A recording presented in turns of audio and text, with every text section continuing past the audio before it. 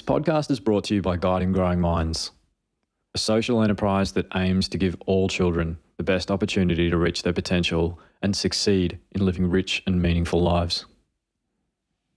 That is episode 111, Billy. Not our first, not our last, but lots of ones in there regardless. It was our reflection episode on neurodiversity. What are people going to learn this week? Yeah, so we talk a lot about the different situations that a lot of professionals and parents supporting these kids find themselves in ways that we can think about it and practically help them. But yeah, hopefully a really helpful dive. There'll be another one on nurturing neurodiversity, so please keep sending them in. And also, I haven't shown you the Photoshop for this one, but like everything in this podcast, it is therapeutic, so a bit of a clue, and just changing slightly how we can meet the needs of all the kids that are out there. Fantastic. Billy, this was such a big one for people that we're going to make it into a third episode as well. So this is the middle of the three. So yeah, huge topic. I think everyone's going to get a lot out of it. I did particularly. But enjoy the episode, guys. Hi, I'm Billy, a developmental paediatrician. And I'm Nick, a developing parent. We're going to use scenes from iconic movies to talk about how we best support our kids. This is Pop Culture Parenting. Hey, don't let your mother smell that beer on your breath. She'll take it out on me. I don't want to see you again for the rest of my whole life. I don't want to see anybody else either. Who is his daddy and what does he do? Just use your best judgment. Trust you. Good morning, Dr. Billy Garvey. How are you? I'm good. How are you, Dr. Nick? Good. I was just taking a look and drawing in the environment around me. It's a beautiful, crisp morning here. Thank God we got the old heater I bought. Yeah, 3 years ago. Our first winter. It works harder than you and me. That first winter. Probably thought there's only going to be one of them. I thought, we'll get sick of this. Yeah. Here we are. Yeah, I know. Yeah, it is. It's frosty here in Melbourne for everyone overseas. It's like winter is coming. Yeah. Yeah, anyway. I'm here in my baby blue. It's not baby blue, my dark blues. I don't think it's doing any favours for my That looks great, mate. Colour. Earth tones? Is that an earth tone? Isn't it an ocean? Well, true, yes, an ocean tone. You've got the no, that we can't both wear this. For those who watch the podcast, we swap it in, take it in turns who's on green. There's only one good colour.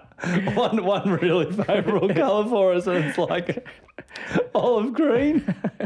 That's real autumnal palette. I'll just start coming out wearing it to the live shows. Speaking of live shows, that is still in the works. Nice. I haven't run this past you. Whenever I have an idea, it first goes past Annalise, and then if it passes the Annalise gate, it gets to you. This one didn't get past the Annalise gate. Oh, really? Because I sing to the kids to fall asleep. Nope. And I do Part of This World from Little Mermaid. And I was like, what do you think about the live show? I come out as Little Mermaid and Nick comes out as Flounder. And Annalise is like, well, you can't just rope the audience into your musical theatre aspirations. And say, this won't even make this edit, Billy. We're going to chop this. So just tell us when we're done. I'll timestamp it. It's just such a beautiful song. And I think I do it pretty well. I don't know it. Oh, my God. Not a mermaid man. Yeah, okay. Fire? Why does it burn? Anyway. Got any other updates? Yes. Patreon's been amazing. I said to you, we did a really cool one with Tom Brunzel. You can go back and watch everything we've done. There's also really cool resources that are coming out on there. So that's been really good. America trip, we need the audience, especially obviously those in America. I will be, looks like LA, San Francisco, New York in early September. So if anyone can help us with some media, that would be amazing, because it's all about growth and connections, because we know that this seems to help people outside of Australia. And yeah, so it'd be really cool if you think we could come and do a talk that would be helpful for your organisation, or you think there's a connection possibility, to be amazing. So it'd be great if you could speak to a newspaper. It'd be great if you get on a morning talk show. It'd be great if you could do radio. Yeah. Yeah, radio. Yeah. All those sorts of things. That's exactly what we're trying to do. Well, it's really helped with us here. Totally. So, yeah, it's shout out to all those people who've had me on stuff. Still trying to get Dr. Nick into some media. I'm worried they'll realise how talented you are and then they'll stop asking for me. No, I would not go well in live TV or radio. I think you're amazing. You do this live. No. And then the final one, which I've had a bit of a roller coaster of emotions at this one. Here we go. But I'll do it in a very leveled, calm way. Bit of feedback, most of it really helpful and gentle and kind, some of it really aggressively saying that my authority and training means absolutely nothing because I said neurodiversity instead of neurodivergence. So a bit tough to read a couple of times.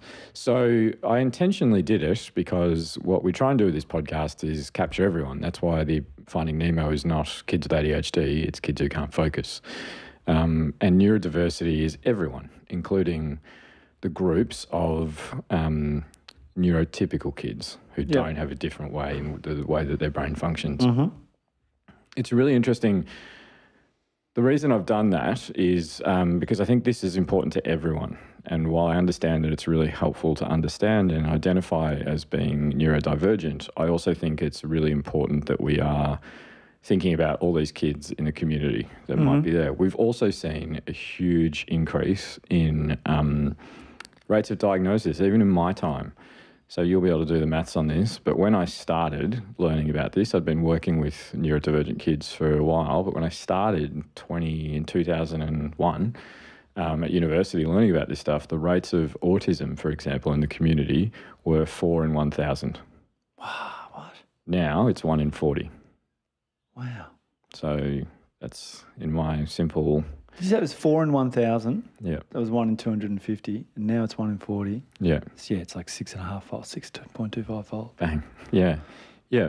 So, this is increasing. And we're also like, some people who are critical of it were like, no, you should be saying neurodivergence because you're just talking about kids with autism, ADHD, dyslexia, whatever. And I'm like, those are all like pathological labels that, some people also don't agree with, which I understand as well. So the language, all I'd ask is that there's going to be a number of questions that get read out where people say neurodiversity, and I just hope that no one is aggressively hostile towards them for using that language when actually technically what they're saying is neurodivergence. So it's just a really important point that I think almost everyone was really kind about it. And a lot of the big organisations in this space and a lot of the amazing writers like Devon Price talk about neurodiversity. Okay, I'm going to do my best in this episode. I might stuff that up though. Well, I might just stuff learned it up this. too. We do one take. We do one I wonder how much time we've actually done, considering 111 episodes. Yeah, 111 all go for episodes. an hour. Yeah, so we probably will stuff it up. So apologies if that really upsets you, but I just want to finally say before we hit into the polls, phenomenal feedback that came back, phenomenal questions. Like we read all of it. Less than 1% of it's going to go up. Hundreds of longs, hundreds of shorts. A lot of the ones that won't get read were the best ones, but they were just so long that I couldn't read them. But they couldn't be shortened, so they're really exceptional. And we kind of see all of those people. Also, a lot of longs came through as DMs, and it's just too hard for us to capture them because it takes a long time to even just capture them. So you're better off sending us anything your that doesn't longs, fit into the Instagram popcultureparenting at gmail.com. Yeah, that's where we it's can get too them much to catalogue the other way. And this is going to be another, as you called it, another reflection episode. Yep. So there's triple. Yeah, there's a triple. Triple. There we go. Hey, polls. I'm going to keep you on task. Yeah, promise this won't be 2 hours. Hey, Billy. We asked 3 Instagram poll questions this week, and we have responses from the audience. We asked people, are you or your child neurodivergent? 60% of people said yes. Yeah, which is amazing, isn't it? When you think about what we talked about, that it's in Australia currently, it looks like it's about 1 in 40, is really cool. And as we've said before, one of the proudest things about PCP and GGM in this community is that it seems to be a safe space for everyone, because what we're working really hard to do, and I'm sure once again we're not doing it perfectly, but that's a huge sense of pride for me personally, because one of the best things about my work at the hospital is that I meet all these kids, and so to think that I can help them beyond the clinic is something I think that is really important to you and I. It also, we'll talk about it maybe during the pod, but it brought up this really interesting thing for me thinking about this when I was answering that poll. And maybe that'll come up a little bit. We might talk about that a little bit more, about what my answer would be to that question. And I think it's really interesting to think about where all of us kind of sit in this as an element of where the world is difficult for us in the way that our brain best functions. Okay. So, yeah, we'll talk about that more. I'm sure that might surface. Hey, we asked people, was it hard as a kid because you were misunderstood? 73% of people said yes. What did you say to that? I didn't think I was misunderstood. I felt like I was not, I don't know, I just reflect. Do you feel understood now? I can't even really answer. I don't really know. Like I can't tell. I think I'm a good communicator. So that's what I come back to with this question, right? Like my behaviours and how I communicate. Yeah, but I guess do you feel like others understand you? Yeah. Yeah, I communicate really and passionately. Genuine who you are. Can you be yourself in the relationships and environments? Well, no, not always. But I don't think that would mean I'm not. It means I just maybe mask what I am sometimes. Yeah. Do you have to compensate for that in a way that in a way that is detrimental to you? On balance, I don't know. Maybe not. I don't know. I do. You do? Yeah. I said yes to that, but I also say yes to it now. Yep. Yeah. I have to rein in parts of myself. Yeah. But in a way that impacts me as well. Like I think maybe what you're saying is, you do. But isn't that what's being part of a society is? Great question. Because like you can't just do and act how I want to act, can I? Yeah, but I think you're talking about things which is surprising because you're not like this at all. You might be talking about things like, I don't want to stop at red lights. I don't want to I want to park in handicapped spaces. You know what I mean? You're talking about like things that you would make your life easier but might be detrimental to others. I'm talking Dennis Leary song, sorry. Oh, yes. Yeah. God, I knew all the words to that song for good reason. God, that was contagious back in the 90s. But yeah, so what I'm talking about is things that I don't show or, open up about myself, not because they'll be harmful to other people, but because of like things like being a bit awkward. Yeah, but would it be appropriate? That's my question to you. Well, yes, that's a great question. That's isn't it? what I mean. Who determines what's appropriate? Well, society does. Yeah. Do you think it does it well? I think to be honest, I think on mass, I think it does. Yeah. We're a pretty well-functioning society. No? Well, I don't know. No. Well, mate, it could be worse. It could be better. It depends what your metric is. Exactly. So this is why I can't. That's why I'm like, I think I'm understood. Yeah. So I'm not. And I also want to say, say, because sometimes the PCP justifiably gets very protective. No, you're not. He's not having a go. I just am like, I think sometimes you're like, you could probably ask. You're probably being nice, and you could probably ask me a little bit more.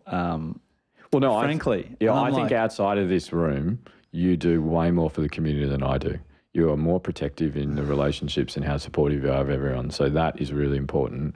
But I think that we know there's so many people out there that are suffering, and it looks like there's an increased amount. Okay. There's more kids now than there were 3 years ago starting school with developmental concerns. Gotcha. Worse.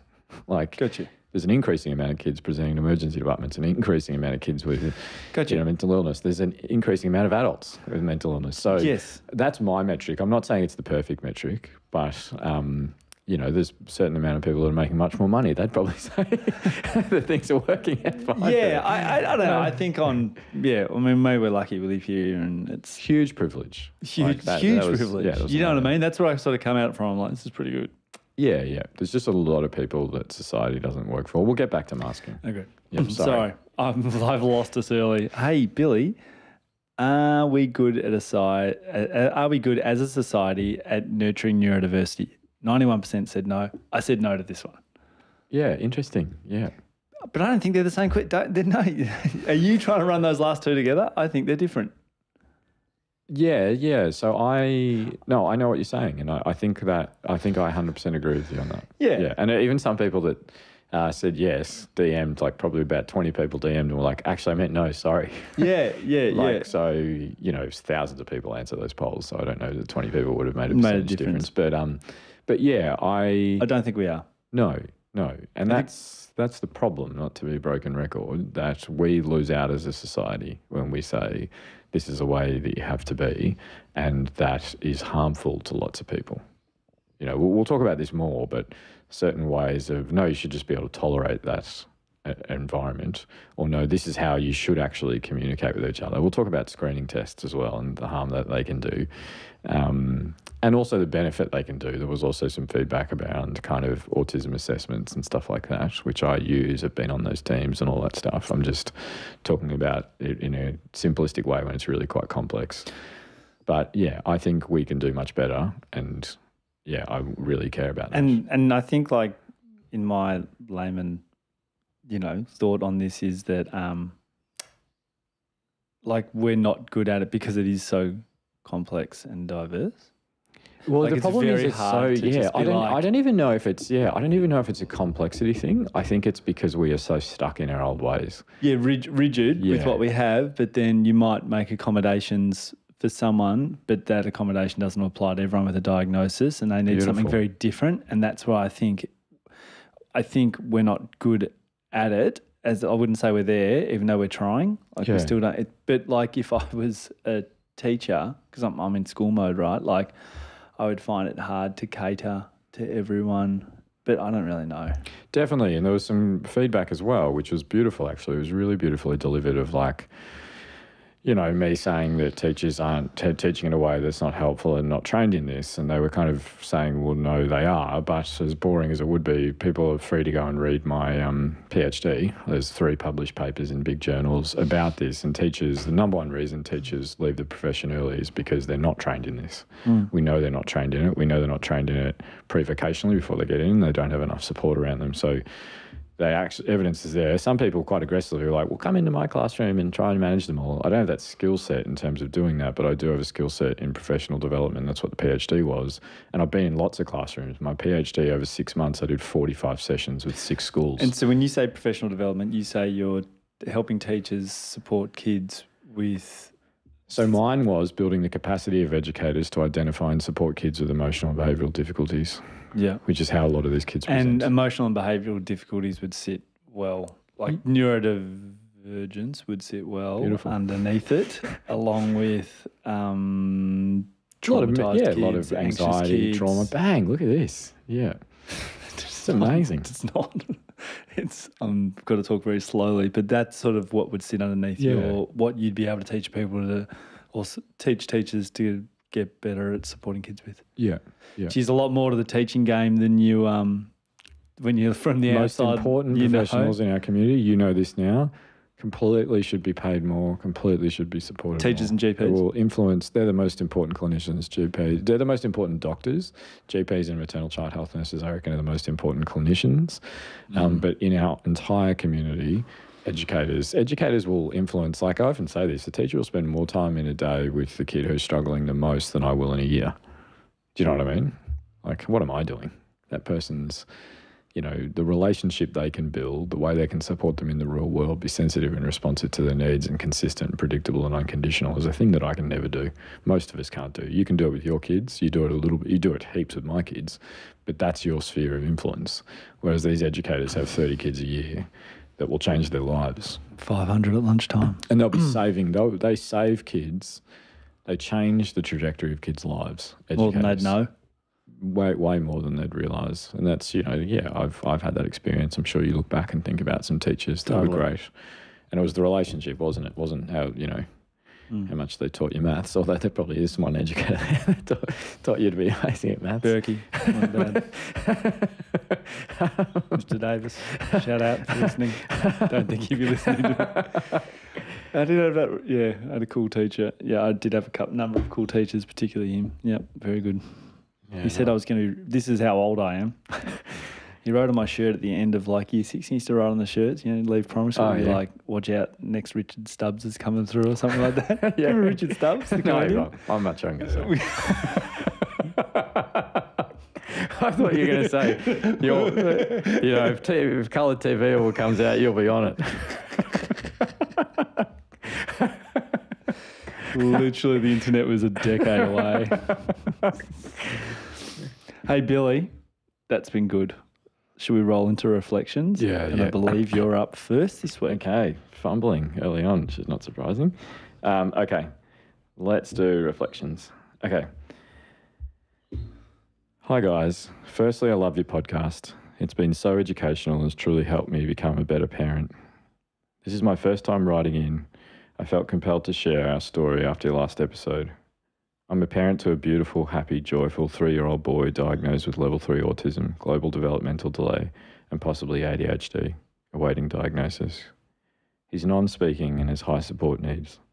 We've been on this journey for about 18 months, diving into early intervention, speech, OT, play therapy, ECPD, Early Childhood Development Program in Queensland, and recently secured a spot for him in mainstream kindy 2 days a week. Despite all this, it's hard not to worry about the future. Will he ever speak? Will we ever hear his voice? Will he ever say, I love you, live independently, drive, have relationships? Or will we be his lifelong carers? And then what? Will that responsibility fall on his siblings? Our experience with autism doesn't match the high-functioning, quirky genius stereotype. Our son has intense oral sensory needs, eating unsafe objects, stims constantly, yelling, running back and forth, scattering food on the floor and pushing it into our carpets, wiping it on the walls. He also struggles with sleep. His interactions with his siblings are minimal, and family outings are nearly impossible due to eloping and sensory overwhelm. This is just a glimpse of daily life. Schooling is another challenge. In Queensland, he can't attend a special school without a diagnosed intellectual impairment, yet mainstream schools likely won't accommodate him either, despite buzzwords like inclusive and supportive. One school we visited even said, we've got a lot of autistic kids. You wouldn't even know anything's wrong with them. One of the hardest parts for me is grief, for the child we thought we had and the uncertainty ahead. He developed typically until 12 months, then regressed. Watching old videos of him as a toddler is heartbreaking. It fills me with immense sadness. Some days I feel more like a carer than a mum. Despite my own feelings, I show up for him every day and fiercely advocate for his right to be him in a world that isn't set up for him. I just wanted to share our version of autism. It's different from what I heard in the last episode. It's true what they say, if you've met one person with autism, you've met one person with autism. Thank you for what you're doing and for continuing to shine a light on neurodiversity. God, what a reflection. All right. Number 2. Hi, Nick and Billy. This episode could not have come at a better time for our family. I'm a physio, and over the years, I have watched our beautiful son, now just turned 4, and wondered about his development. As a toddler, he loved repetitive play, had some gorgeous quirks, and had separation anxiety, particularly evident at daycare. He was always very slow to warm and did not like strangers. He often wouldn't speak to our friends and would only speak to kids he was familiar with. He is now in year 4 at kindy and has been diagnosed with selective mutism. After intervention from a psychologist, he has shown amazing progress and has now started talking to friends. His teacher has noticed some sensory-seeking behaviours, including chewing, mouthing toys, and occasional toe walking. We have also noticed this at home, and they are more obvious when stressed or anxious. Your podcast has been a haven for me when it all feels like it is too much. I've spent so many years watching and analysing his behaviour and wondering, does he have autism? Does he have ADHD? Is it just anxiety? Is this developmentally appropriate? Then I realised that if I keep doing this, I am missing it. I'm missing enjoying the beautiful child in front of me. He is curious, kind, clever, and experiences so much. Your podcasts have helped me to realise what he needs most, which is love, connection, playfulness, and warmth. I don't know if he's neurodivergent. I think he probably is, but I also know that overall he's succeeding, and that is what is important. From the bottom of my heart, thank you for the neuro-affirming, positive scientific approach, which has 100% made us better parents. Beautiful. So yeah, there were lots of amazing ones, but should we do the shorts? Let's rip into them. I can not make them long.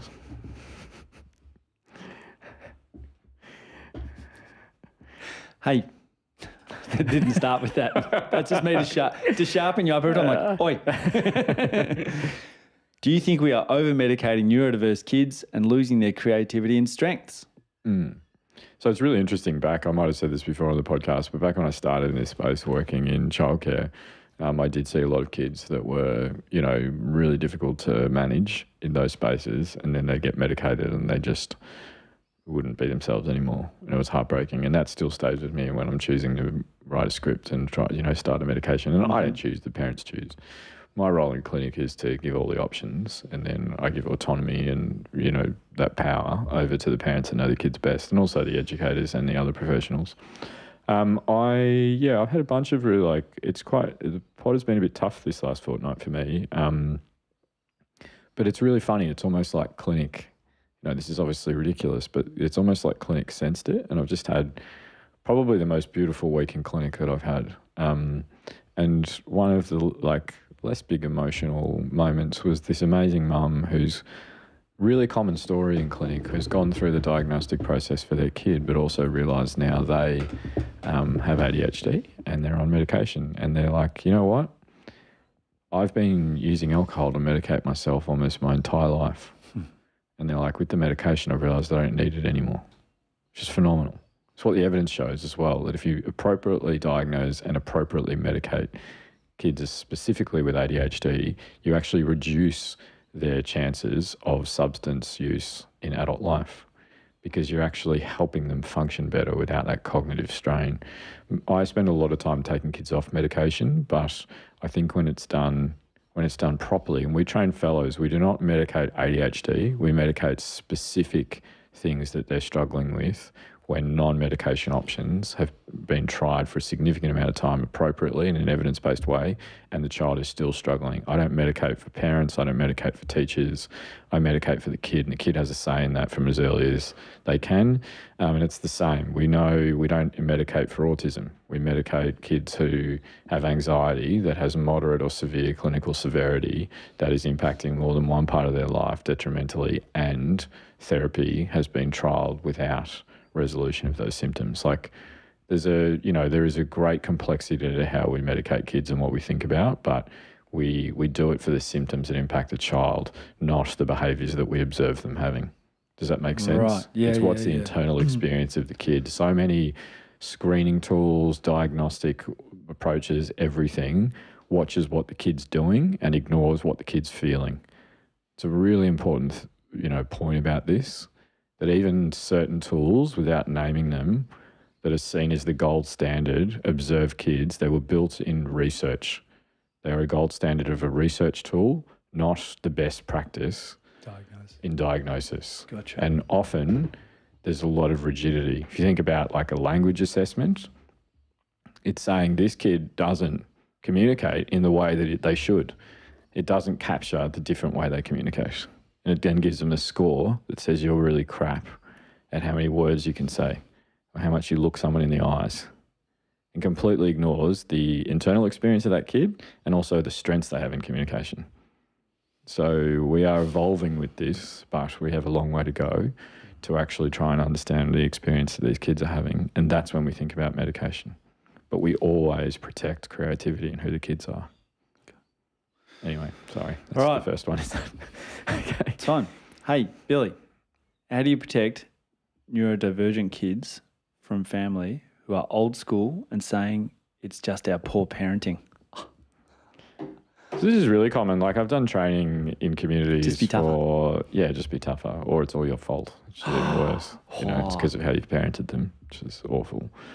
We've done training, interesting. I was thinking about when this short came through, I was thinking about two specific professionals. One of them, a GP who was, a really important profession, and one of them was another clinician in the community. The GP was literally told this long-winded story to me about how kids with ADHD just need physical discipline. He didn't say it so kindly and gently, but he's like, the parents are just too soft. The other professional was like, autism doesn't exist. People just need to be better parents. And this person had worked for decades. Both of them worked for decades in this space. And I was a bit heartbroken about how many families they'd seen. But they gave me two very specific targets. And I left that community with that GP realising that actually kids with ADHD are gorgeous but quite difficult to parent, and they make you look like a parent that doesn't have control because of how disorganized they are and how much energy they have and how all over the place and distractible and all that stuff. They're like little beautiful hurricanes. And the other person started making referrals for little kids they were seeing query autism.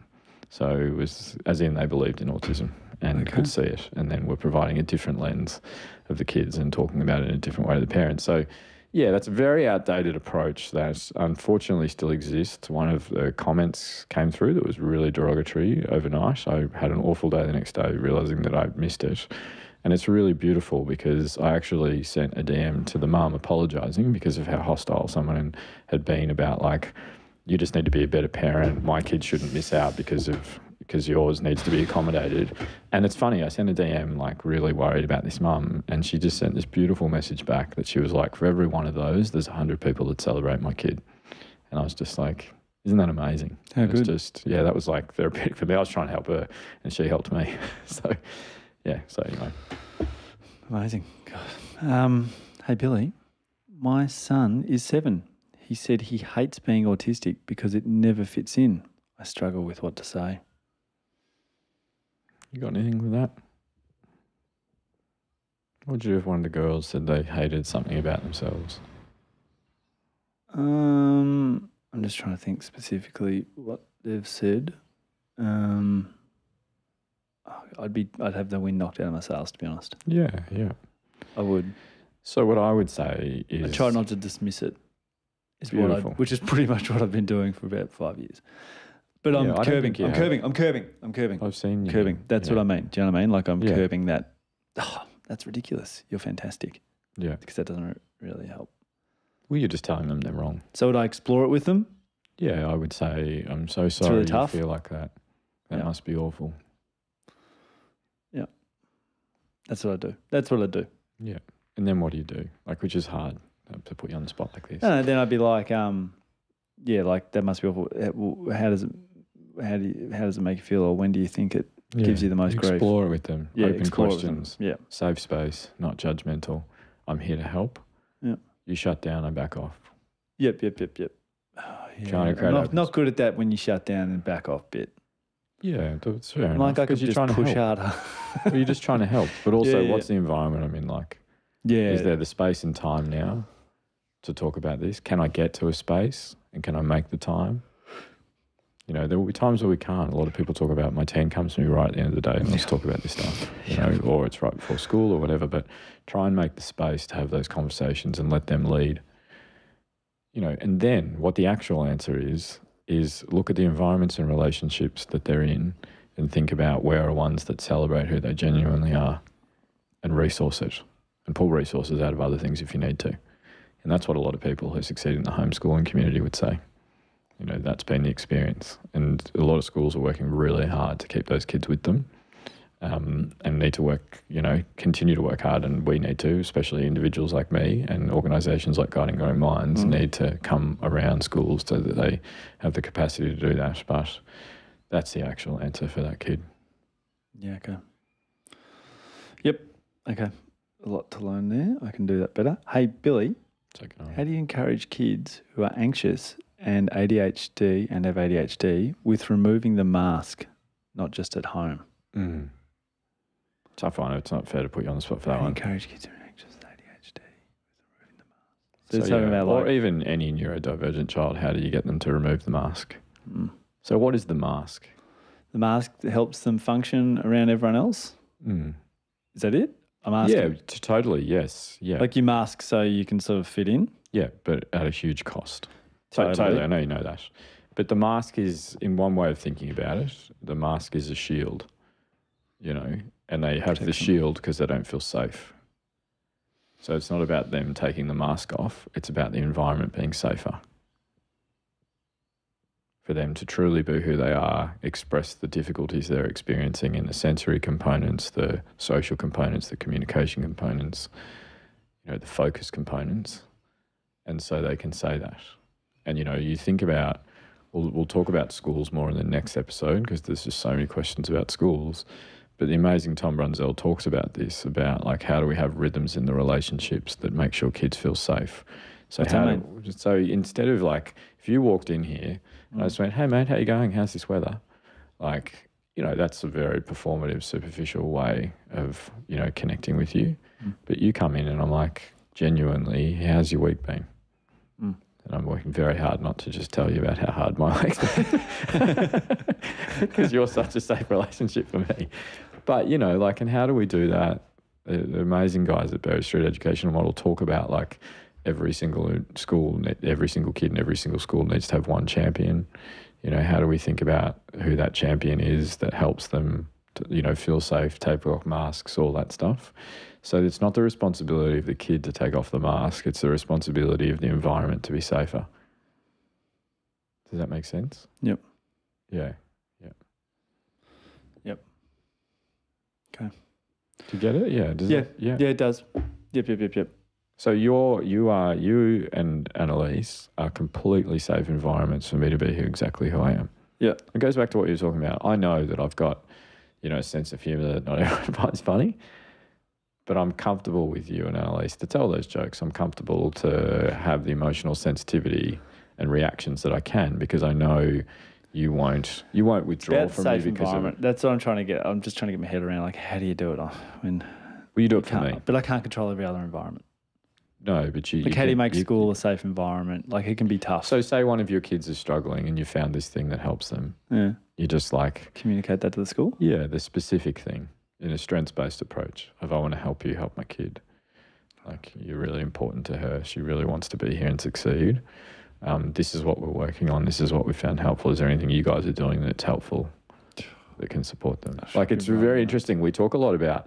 I was talking about this in clinic, actually, with a kid that I was seeing, where this dad is like, he's of my kin. He kind of, you know, he's not a private school boy.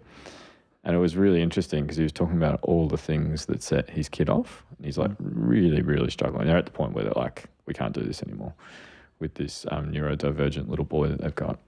Really struggles to be in school, like, you know, really struggling with transition. So classic, like autism, like drop-offs and nightmare, like just traumatic for everyone involved, including the educators. It was really funny. He was talking about all the things that trigger him, which is appropriate. We need to explore that, and we talk about that and think about what are the specific triggers. Even a lot of the occupational therapists' approach to this is like, what you do is you take a diary and say, like, what are the things that triggers what happened before it, what was going on in the environment with older kids that have the ability. You will talk about, like, what was your experience in that moment? What were the things you were finding hard? Was the room too noisy and it was giving you a headache? Was there actually the room too quiet and you felt understimulated? Like, you know, there's a lot of variability in this stuff. Right. So it's not, this is not like one size fits all, especially if there's no research or clinical aspect to it. In school programs and other things. But it was really beautiful because then, like, this dad, it was awesome. It was one of the highlights of my week. Because I got to the point where I was like, because he's like, all these professionals, they've just taken money. None of them have actually helped. And I was like, oh my God, hope I don't fall into that category as well. Like, I work in a public system. But anyway, the point of the whole story is that then we spoke about what things soothe him. What are their sensory preferences? We often talk about their sensory vulnerabilities, the things that set them off, you know, loud noises, like all the stuff that makes it really hard. But what are their preferences? Okay. I'm writing notes here. Do you think about that with your kids? No. But if you probably could though, couldn't you, on the spot? Yeah. You could think about it with you. You could think about it with Henry. Yep. You could think about it with me. Yep. What are the things that I need? Because you give it to me. I don't know. Like sensory preference. I don't know. Well, even just the relational preferences. I need time with you. I need protected time. I'm so bad at articulating things. No, but you know what I mean? I literally stumble through. Yeah. I can't. But this dad, it was amazing because I've had a similar situation. Like with my kids, I wouldn't know what a safe thing is. Well, I think you do. I think you're being very unfair. No, but like, it's like someone goes, give me the top three. I'd be like, oh, well, I'd say, they like crafting. One of them really likes crafting. Beautiful. The other one what is it about crafting? Do you think they just love sitting there and just like creating something, and I think they feel good, but they love the process. Do you know what that is for a lot of neurodivergent kids? What? It's hyperfocus. They love the hyperfocus. Yeah. And then if people come around and say, hey, like, you're too focused on this thing, or like, you know, you've been doing that for hours. Like, you know, there's some beautiful stuff coming in about like, just doing the same thing repeatedly over and over again, and how helpful it was and how soothing it was, and like how we go, stop doing that, or that's a sort of clinical sign of something wrong with you. Like, and it's like, how cool is it that that kid has figured out that soothes them, that repetitive motion, that repetitive sensory experience. You know, that's like, and a lot of kids who are masking are intentionally not doing those things that soothe them and help them feel better and function better, because we're like, nah, don't do that. You know, when like you see something and you're just like, why does my kid do this? And then you just sort of walk past it, and you know, some things might not annoy you, but you're like, oh, why do they do that? And then you're like, ugh. You do your run through here, and I go, oh shit. Like, it's probably a soothing thing. We're trying to get some control of a situation. I'm like, far out. I just walk past it. Yeah, mate. You're such a beautiful dad. Like, you are a phenomenal dad. You're the dad that I'm trying to be. Like, and you know, so yeah, that must be really hard to feel like that. But I need to do more work in celebrating how good a dad you are, clearly. But it's really interesting. Research has come out interviewing adults who are autistic about where they experience joy, and it's often in those hyper-focus things. Yeah, it's often in like sorting stuff out, organising things. Yeah, do you know what I mean? And we go, no, you've got to be more fluid. You've got to be like more open to change. Like, do you know what I mean? Yeah. And it's like agile. This is actually a really cool thing about these people, is that they, you know, the hyper focus, the sensory components, getting really into something, you know, getting really immersed in it, helps them with flow states, helps them with like stress, helps them experience joy. And yeah, it was really funny because I was reading like commentary and feedback and thinking about this, and there were some people that were like, oh, it turns out that all this research just shows autistic people are actually people. And I was like, you know, this autistic person was justifiably like, you know, isn't it ridiculous that all this money goes in to just letting us be who we are, to figuring that out? And yeah, and that's why I say neurodiversity, because I think we all need that. Yes.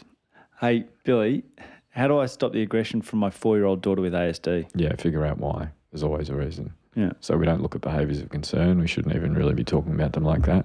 We think about what's the experience this kid is having, and there'll be a need that's not being met. Not because parents don't love them, educators don't try. Okay. It's just because we haven't connected to what that need is. And I see those kids all the time. What's an example? Can you shoot me an example? Yeah, a little gorgeous kid that I see in clinic who's doing much better now, that just had sensory overload. Right. Like a lot of these little ones come out as bubs into the world, and they will, you know, we can... Yeah, we'll talk about it because it's going to come up in a long. But we can tell quite early on, and it's because their sensory experience is so overwhelming. Okay. You know, and so there will be usually a sensory experience or a communication challenge, like a difficulty in us understanding their needs because of the communication difference that we see in neurodivergent kids and what we expect, such as eye contact. Eye contact is a classic one where we're like, you know, no, if you want me to understand what you want, you need to look me in the eyes. And you should be able to pick up my facial expressions, but actually we should be able to pick up their body language and, you know, their signs that they're overwhelmed or that they're not enjoying something and all that kind of stuff. So that's where all the needs sit. So I spend most of my time in clinic, like after I'm celebrating kids and strengths-based and all that stuff, I'm trying to think, what is the experience of this little kid in front of me? Awesome. Thank you. Great response. Hey, advice for the big emotional come downs that happens with ND kids? Yeah, so I think my answer is the same for all kids. What do you think? If your kid or me has a big emotional experience?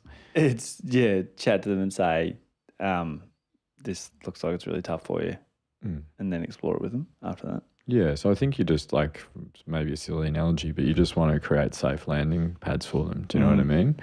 When they come down, they're safe, they're supported, they're comforted, you know, they're validated, they're protected, they're soothed, all that stuff.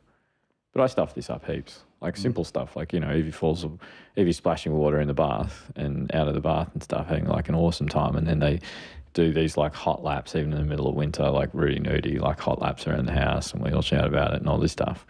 And we'd ask her not to splash, and she runs back in and falls over and hurts herself, and we're like, we told you not to splash.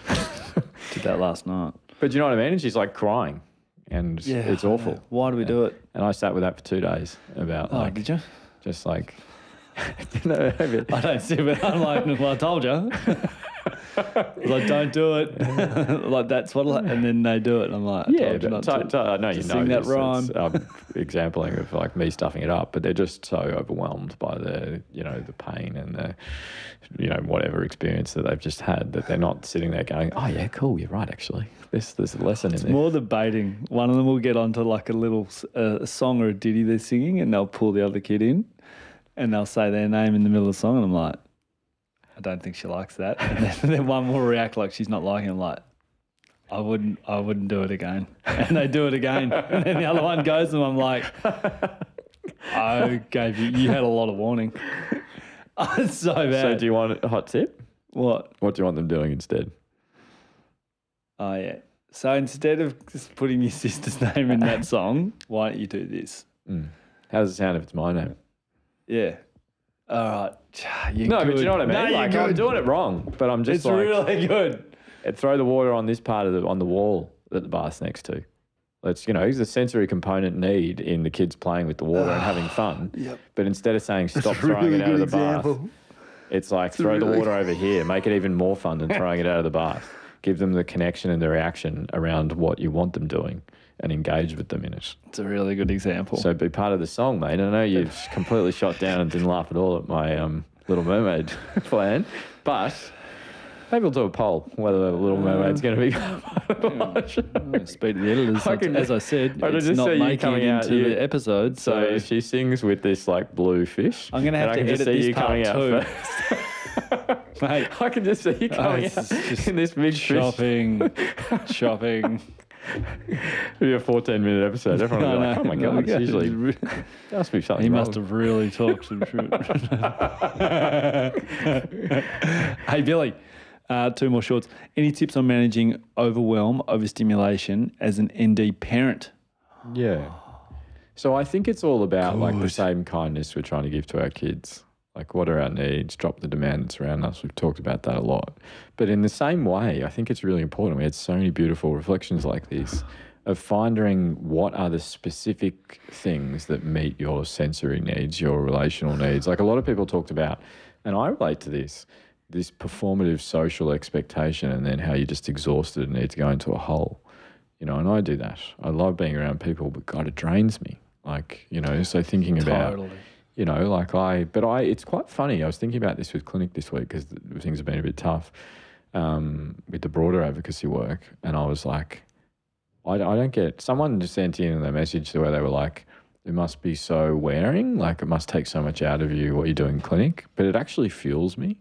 So that's a really protective thing for me. And that's the hard balance is that I'm trying to jam like 10 days into 7 at the moment. But I love clinic because it actually does help me, and so what are the other things? Exercise helps me, time with you, time with my kids, time with my partner. I also need to go into holes. I also I know the sensory things that I need, but I have to be selfish in that. And I feel terrible about it. As I said to you, I'm getting up in the dark at the moment so that I can go to the gym, trying not to wake Charlie, who's asleep in the living room, and there's no way to close off a room for him. And there's another baby coming at the latest next week. So who knows where they're going to be. But but I feel guilty about it because I'm like, I often wake as I'm rolling out the door to the gym in the darkness. But I have to do that for me. Like I'm worse if I don't exercise. Like I have to exercise at least once every day and I really struggle if I don't. And so, I think that, and you do those things as well, mate. Like, yeah, BJJ is like, that's a need in you, isn't it? Yeah, need to get out. But also, what I've realised more and more now, I'm like hanging around after class and like talking to the other people just to like get out socially because I work from home. Yeah. So now it's like a huge part of like just talking smack for 10 minutes. Yeah, because you get a lot out of that. But I don't feel like you feel that social exhaustion, do you? No, not from that. No way. And there's so much talking in class anyway. Yeah. It's great. Like it's, Yeah. It's good. And do you think there's a sensory need that's being met for you? Yeah. It's so physical. Yeah. So physical. I love that. That's the best part. Yeah. It's thrilling. Yeah. Yeah. It's good. Very like, and it also it's very of the moment. You've got to be like incredibly present. You can't just go through the motions. Yeah, the That's only the thing best I've part. ever done like that is sparred and boxing. Yeah. We're 100% present. 100% Because if you're not, you're very quickly. It's like that, but it's like those great sports that people really love, like, you know, snowboarding and surfing, like all those things. Like you're just like so present, and that's why I think people are more drawn to it. Like it's thrilling, it's exciting. You know, all that stuff can be dangerous and exciting, but it's not too dangerous, and it's See, I can daydream snowboarding and skateboarding. I can't daydream sparring. Yeah, but I've snowboarding. Really? Yeah. I won't get into trying to, Isn't that a world away? Not temperature-wise, not so much. Not temperature-wise, no, you can feel it. I just keep seeing all these great videos of all this great snow, and I'm like, maybe next year. Hey, Billy, what's the best way to talk about why... Yeah, last short. Yeah, what's the best way to talk about why they are getting assessed? Yes, so I do this in clinic, and I'll often ask kids, do you know why you're here to see me? Yeah. And they'll usually say no. And I say what my job is. I say I'm a doctor. I'm not a doctor that looks after coughs and colds, or people that have hurt their arm. I'm a doctor that gets to meet kids who might be struggling with how they're feeling, how they're learning, how they're sleeping. The beautiful thing is my job is to make things better for you. I'm not here for your mum because mum's obviously sitting there.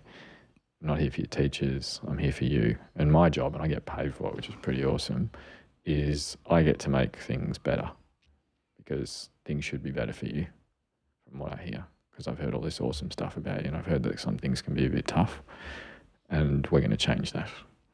And so that's what we talk about. If it's changing schools or something, we talk about how you deserve to be in an environment that works for you, celebrates you, harnesses you, and is stronger because of you.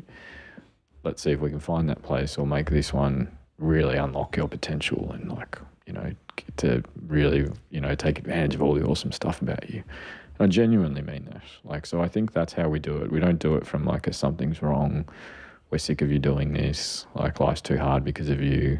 We've got to hear that when people say it because that's their experience, but then we shift it towards, actually, we're just trying to help this kid. Because none of these kids that I've met wake up in the morning and they're like, I just want to be difficult.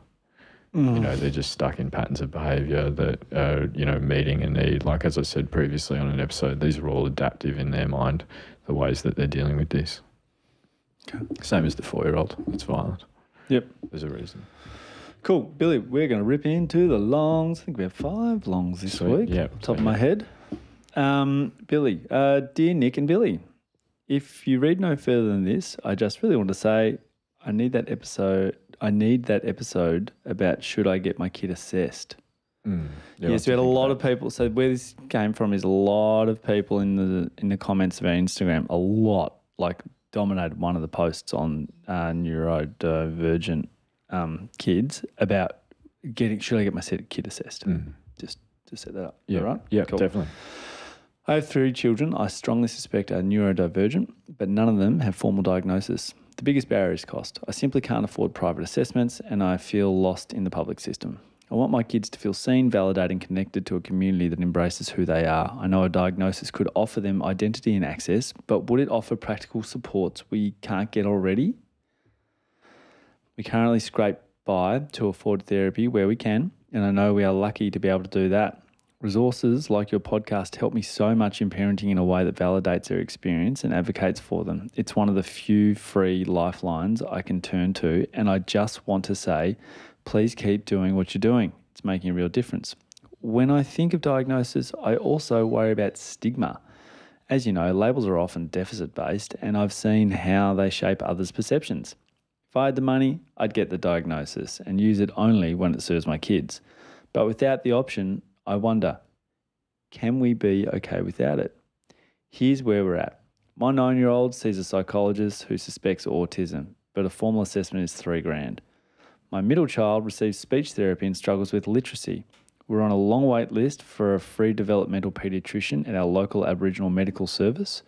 My youngest is an almost 3 and likely on the spectrum, though she presents differently. I worry she'll be missed by screeners because she's verbal and a girl. I want to do I want to do right by my kids. I grew up as a likely undiagnosed ASD household, and I've seen the cost of misidentification. I still ask myself, what does a diagnosis really give us? Is it just a piece of paper that finally legitimizes the need for support we already know exists, or can we continue to identify our kids' needs and fight for those needs to be met without it? Every time I think about saving for assessments, something breaks: the car, the fridge, the tyres, the dream slips further away. I'd love to hear your reflection on this. I imagine I'm not the only parent sitting in this uncertainty with deep gratitude. Yeah, so, that question of like, what will a diagnosis? And diagnoses are, unfortunately, like the DSM-5 that all of us are using is the diagnostic manual, and it's very deficit-based, like has deficits in social and communication, has deficits in repetitive restrictive behaviours, impacts their life in more than one area. It's all this deficit-based stuff. And even Devon Price talks about this balance of like knowing that kids that are identified and diagnosed earlier often have better outcomes, because early intervention, the earlier and, the more evidence-based it is, the more likely that child is to functionally improve. But there is also a greater vulnerability in a diagnosis of experiencing stigma. There's a couple of things to this question. Most of, and I'm once again using the nationally agreed guidelines, most of the kids with a condition such as autism do not require to go through, expensive multidisciplinary assessments. What the guidelines show us is that most of them, where there is confidence in the accuracy of the diagnosis after a broader developmental assessment, needs assessment has gone. I always speak to every therapist and every educator that's involved in these kids before I make that diagnosis. They know these kids better than I do. They might not be able to say whether the kid has autism or not, but they can really help me know how this kid is going and what their needs are. But then there is a small group of kids where there is a greater level of complexity, where some of us will need to use those multidisciplinary assessments, but unfortunately they're often very expensive. We're trying to improve access in the public system to this because it is really important. But what I would say is that that's the kind of diagnostic label bit. They, unfortunately, were advocating very strongly in Australia. I know there's people doing this overseas about moving away from a diagnosis-based system that you get support to a needs-based system. It doesn't matter if your kid has a diagnosis or not, they need the support.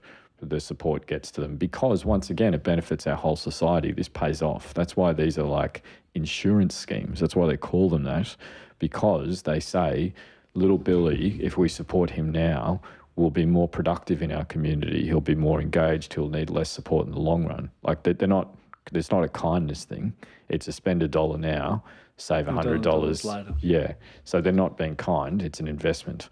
The other thing I would say, and it's one of the many beautiful things about the neurodivergence community, is that it is so welcoming. And what you'll find is if you look out for those communities, and there's many different organisations nationally that are phenomenal, there's many local community-based stuff, they won't need you to have a bit of paper that says that, and that ability to have an experience that's different to mainstream stigma often occurs in those communities because they're just so welcoming. And we know the evidence shows us that those kids function better when they're around other neurodivergent kids. Mm-hmm. Do you know what I mean? That's the telephone game research that says these kids function better in those moments. So what I would say is like connect to that community today, reach out, be a part of it. My experience of them is they've done a phenomenal job of advocacy. They've pushed back against all the stuff like stop hand flapping and all the therapy that went into all those things.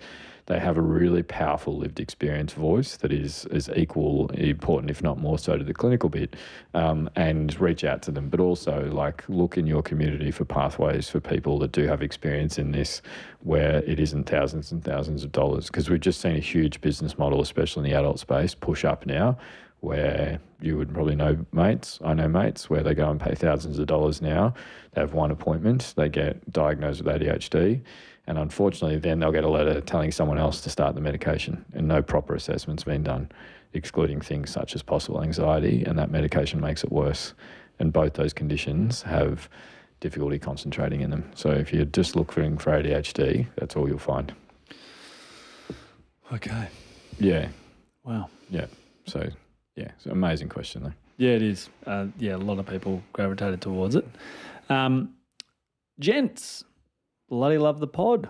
Came across your pod a few months ago whilst pregnant with my firstborn, who is currently 8 weeks old. I've listened to so much of your back catalogue. As someone who has significant childhood trauma, is trying to break a generational cycle and be attentive, available and regulate my emotions.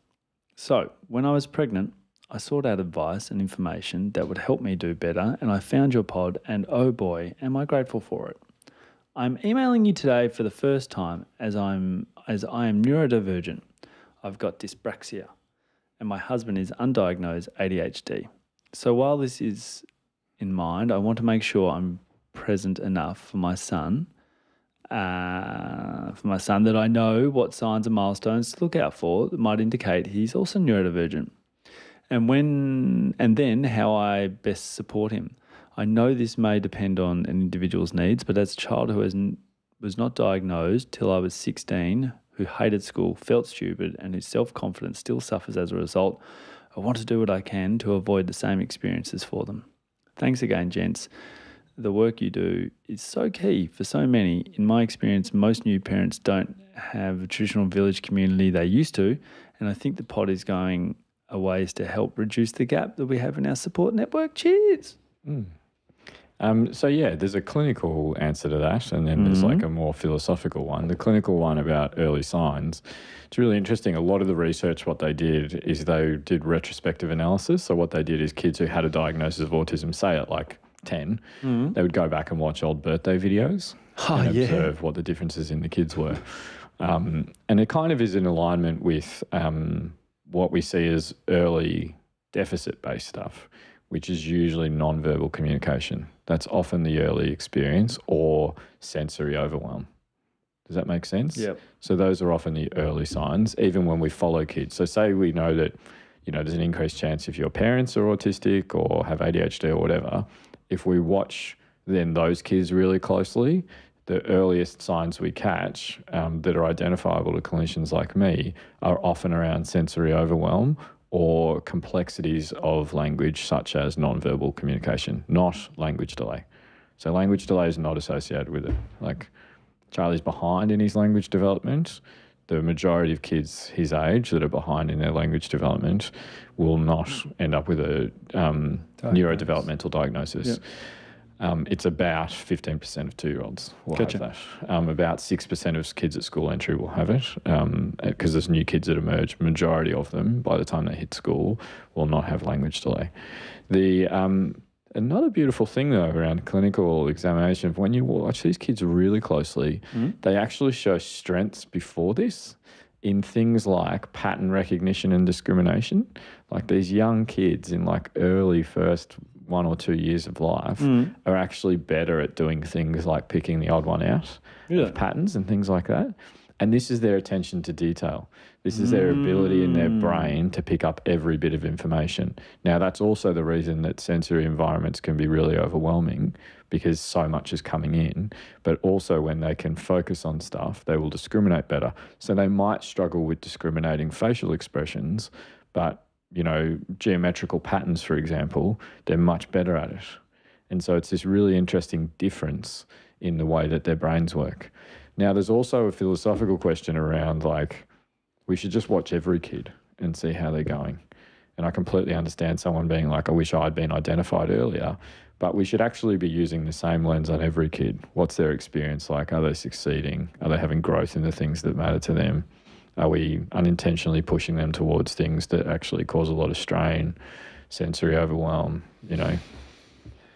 social fatigue, all of that stuff from an early age? Like toddlers, a lot of toddlers will struggle with this. Yeah. So thinking about what does success look like? It's going to be hard to see like early signs, like because I don't know, I'm just thinking about kids before 3. Like I have no idea. So just you're the clinician.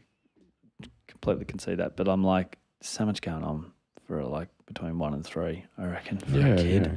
Yeah. And like I just find like boys then as well, like not discriminating, like I just see boys like that age. I always find it like, like sometimes if their language is like a touch behind the girls, they get that general end of like frustration where they're just short on the words. Do you know what I mean? Yeah. Am I making this up? Or No, am I like, totally. Just see that, like I'd find it's so hard. Yeah, well, it's kind of like what. So as an expert could probably see if a kid's. Oh, yeah, but I'm still bad at it with my own kids. But I Evie needed more support in her emotional regulation, so that's what I help her with. She doesn't need any help with her language. Do you know what I mean? Charlie is fine with his emotional regulation. He needs help with his language. So I go to his specific need, but I'm not making it awful for them. Like, it's fun. It's really interesting. I thought there was going to be heaps of questions about therapy, like what's the best therapy? And so I was like excited to talk about that, and almost none came in. So it just shows, like, which is what I do in clinic. I'm like, there's heaps of stuff I want to talk about. What do you want to talk about?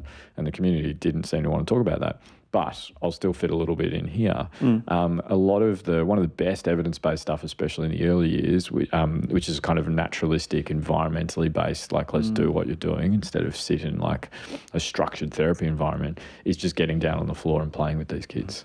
Do you know what I mean? And I can get down on the floor and play with Evie and help with emotional regulation, and I can get down on the floor and play with Charlie and help him with his language development. Do you know what I mean? Because it's playful. They lead it. And with Charlie, I'm helping him identify different objects, communicate his needs, experience success when he's using vocalizations, whatever. With Evie, I'm helping her when she gets frustrated, validate that experience, connect with it, understand it, and then learn what works. Yep. Yeah. Good. Hopefully it's helpful. No, very helpful. Okay. Sorry, I'm just you're just sending me. I'm getting that 1,000-yard stare because I'm just thinking about my own kids when you're going through this.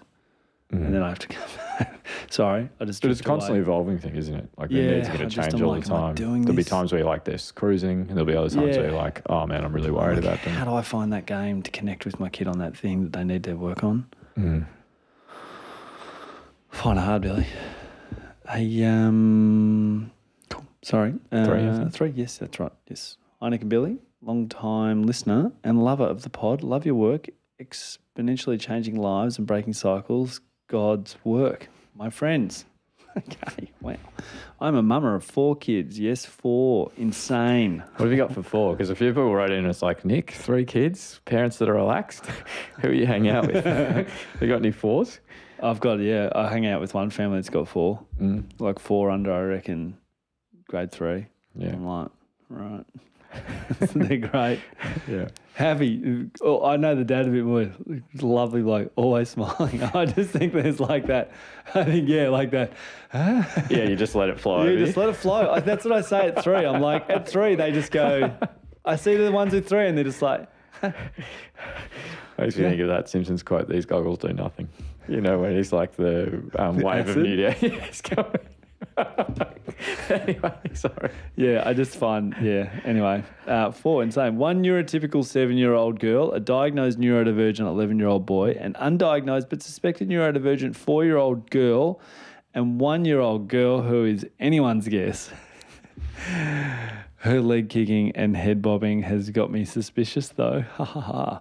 My 11-year-old is an exceptional kid, bright, social, interesting, talented, curious, and also on the spectrum with ADHD and OCD. We had him diagnosed 2 years ago, and now he has support through an OT, psychologist, and a support worker, etc. All of this has been greatly beneficial, and coupled with my husband and I continually working on being the best parents we can for our individual kids while also having ADHD, 4 kids, jobs, etc. Oh my God. His capacity for function in a world not designed for him has increased, and his window of tolerance is expanding. My question is around the subject of feedback. I know a lot of ND kids and have RSD. Rejection sensitive dysphoria. What's that? We'll talk about it, but yeah. Okay. And we are conscious of that with our son. However, he really struggles to take any feedback, no matter how gentle, no matter what the situation, no matter who from, and any suggestions on how to do things differently, more functionally, etc., result in him feeling someone is mad at him, hates him, or he's a terrible person, or something's wrong with him. It's heartbreaking and frustrating. And when he gets this idea, he becomes so dysregulated that it's difficult to come back from without heavy lifting on our part or the schools, etc. When I say feedback, it can be as small as something like, hey, buddy, please don't run up the stairs when the baby's asleep. It wakes her up. Or he might ask for an opinion on something. If it's not 100% a positive response, he'll be really cut, even on opposing opinions on something like, do you like this song? Or in typical ND fashion, he wants to have a deep intellectual and political conversation, but when he's guided gently on opposing perspectives, he takes it personally. Both his OT and psych, plus my husband and I, have tried various strategies, less demand tailoring, tasks for success, positive reinforcement, but nothing seems to make a big difference. Heading into high school, I really want to help him see how wonderful he is for himself, to truly believe it and also be able to understand sometimes feedback, criticisms, opposing opinions will be encountered and it isn't a reflection on who he is.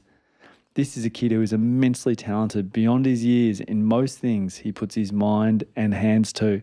I sound like a wanker, but you should see him play the Beatles by ear, every instrument, not even exaggerating.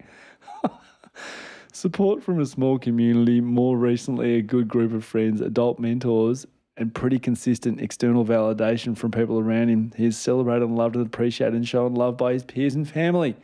Can you help with any strategies or even more clarity on how this plays out for ND kids?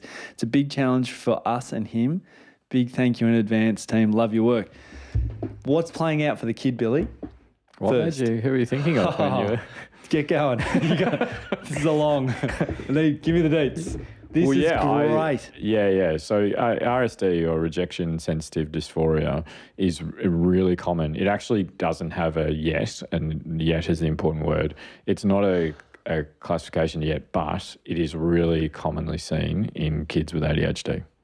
Yes, and because I think I have this with the kid around me. Okay. I want to know like what's going on. I think I have this.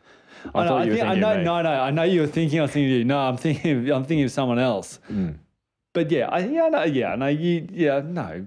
Well, that description is like my last week. Yeah, it is a bit. Yeah. I wasn't. And you know me well enough. But so I really, it's quite funny when that, what's going on that for question came through. Or what's going on for the kid? Well, what's going on for people that have that experience is that they have had multiple iterations of failure in so many things that they try at.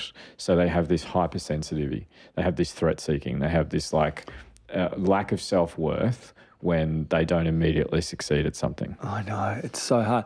But I'm not being a wanker. I mean, the person said, if you had multiple failures, you don't have a lot of, you have a lot of success. So, that wouldn't be for you. Good example, the podcast, like hundreds and hundreds of positive feedback in the last fortnight. Thousands. The 5 negative comments that have come through would derail you. And it's an interesting thing about RSD. RSD is very similar to a mood disorder like depression. The difference is depression builds. So depression over time and time and time. But what happens with RSD is you immediately look like you have it. You immediately go into that overwhelming, destroying, dysfunctional. I'm hopefully no one will use this to harm me further. I can't get stuff out of my head.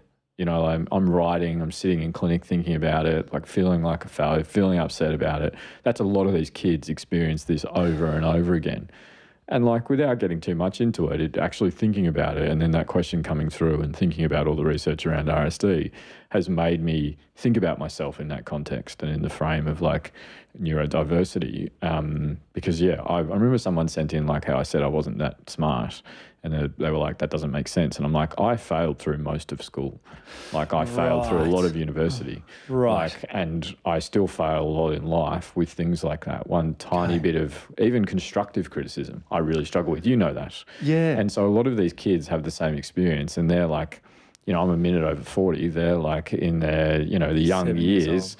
Yeah. So they're really understandably do not have the capacity that even I struggle to find, which is being more objective about things. And so the answer isn't be more objective. What do you do? You, in the safest environment and safest relationships, you role model, you support them through low levels of difficulty with struggling with this. You actively make sure the majority of their time they succeed, but also have little tiny experiences.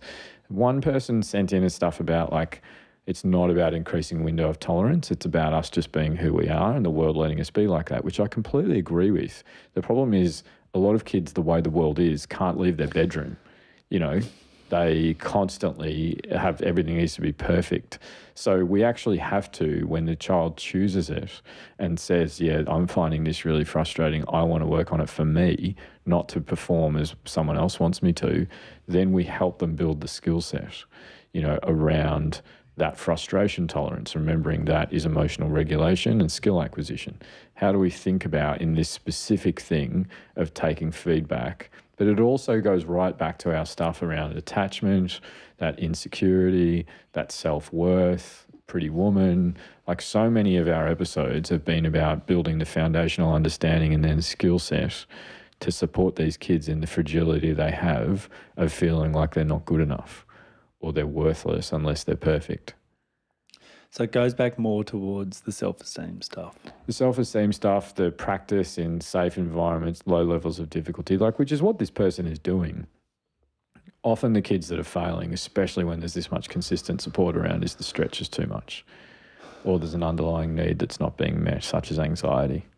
Like, and if you have base level like anxiety and then you tip in little things like having to go to school, someone around you don't feel comfortable with, routine has changed, all of that stuff, you're outside of your window of functioning. Do you know what I mean? Right. Yes. So do you know what I mean? Like, say, I'm struggling with it and you're like, all right, Billy, there's some feedback on the pod we've got to talk about. The person's like 99% saying how amazing it is, but they just said you use the wrong word. You would want to have that conversation with me after you've like given me warmth, you've made sure that all my days are going okay, in an environment I've got the space, not in a noisy pub, someone sitting opposite me that I've never met. I've just told you that I'm like at the end of my tether already. I haven't slept last night, you know, but all these kids are stuck in that environment so much that they don't actually have the resources internally to actually build that capacity. Okay. There's a little bit of evidence as well. There's not much evidence around RSD, but there's a little bit of evidence that two different types of medications that we use, the kind of mood medications and the ADHD medications, can be effective. So it is worth talking to someone like me or a psychiatrist that prescribes those medications, because they might potentially be helpful in that space as well. Yep. That was a ripping question. I like that question. Greetings, Nick and Billy. I'm not sure if this is going to be short, long or medium question, but I'll try and keep it succinct, as I know how inundated you are with emails. For a long time now, I've recognised my daughter is highly sensitive. As early as 6 weeks old, when she was relaxed in my arms breastfeeding, our front door slammed and triggered a 30-minute episode of serious screaming, and my husband and I were unable to soothe her. She continued to be a quite unsettled baby, needed perfect conditions to sleep, and is now a 0 to 100 reactive child. She feels everything deeply, from anger to excitement, and keeps me and her dad on our toes. We never know what mood she'll be in from 1 minute to the next, and it affects our whole family. She's now almost 7 years old and will not flush the toilet or go near a hand dryer. She startles if I speak to her when she is engrossed in play, and will then have a meltdown. I've read Dr. Aaron's book, The Highly Sensitive Child, and done her questionnaire, where my daughter is a yes for 21 out of 23 questions. Some of these include complaining about scratchy clothing, doesn't do well with change, very sensitive to pain, notices subtleties, feels things deeply. These all seem to be the same traits as a child with ASD. After listening to your podcast, from 1 through to 110, reading your book, Billy, and also seeing a developmental paediatrician, she has been coined as an anxious child, potentially stemming from ASD. We've started the process of neurodiversity assessment. I have found myself almost wanting the ASD diagnosis now, because over the years I have used the term highly sensitive and people don't seem to understand or think it's just an excuse for her behaviours.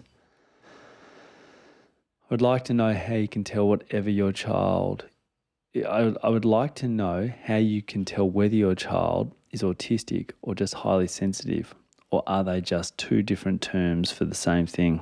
Sorry if this is a silly question. I love your work, Billy and Nick.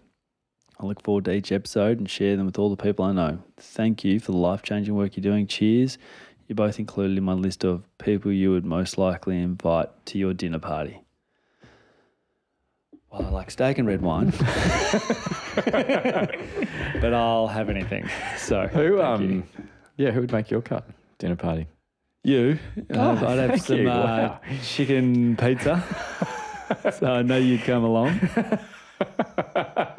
It's funny how like you're so ready for it now that you just say me straight away. You don't do the pause, so I can't catch you on the pause. Who'd be your second choice? Oh, Henrietta. No one Forgot a ticket for the live show for it. Yeah. So save yourself there. No one famous. Nah, no one famous. Didn't you? mate. Oh, I don't that know. hurts. I'd have I don't know who I'd have.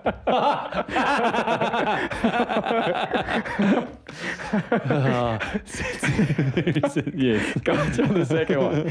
I can't say anything. This is a RSD. ripping question. Yeah.